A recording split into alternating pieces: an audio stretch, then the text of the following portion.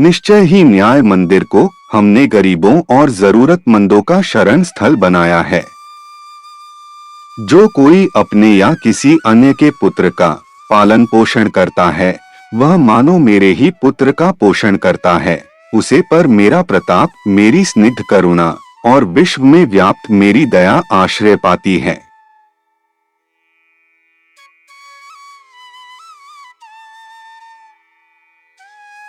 Bahaullah का यह उद्धरण हमें संस्थाओं और समाज की सेवा के वास्तविक उद्देश्य की ओर मार्गदर्शन देता है।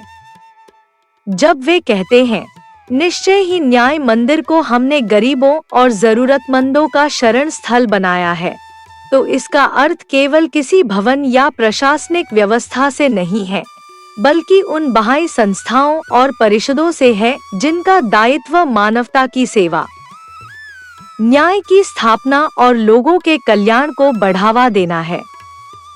इस कथन में हमें बताया गया है कि बहाई संस्थाओं का प्रथम कर्तव्य उन लोगों की सहायता करना है जो कठिनाइयों, अभाव या संकट में हैं। इन संस्थाओं का उद्देश्य अधिकार जताना नहीं, बल्कि प्रेम, करुणा और न्याय के साथ लोगों की सेवा करना है।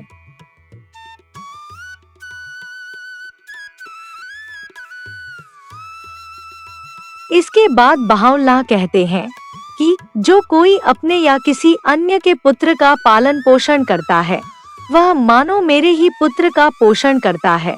यह शिक्षा हमें याद दिलाती है कि समस्त मानवजाति एक ही परिवार है। किसी बच्चे की शिक्षा, सुरक्षा और विकास के लिए किया गया प्रयास केवल एक परिवार की सहायता नहीं, बल्कि संपूर्ण मानवता की सेवा है। चाहे वह बच्चा हमारा अपना हो या किसी और का, उसकी देखभाल ईश्वर की दृष्टि में अत्यंत मूल्यवान कार्य है। अंत में यह उद्धरण हमें आश्वासन देता है कि जो लोग निस्वार्थ भाव से दूसरों की सेवा करते हैं, विशेषकर बच्चों, गरीबों और जरूरतमंदों की, वे ईश्वर के प्रेम, कृपा और दया के विशेष पात्र बनते हैं।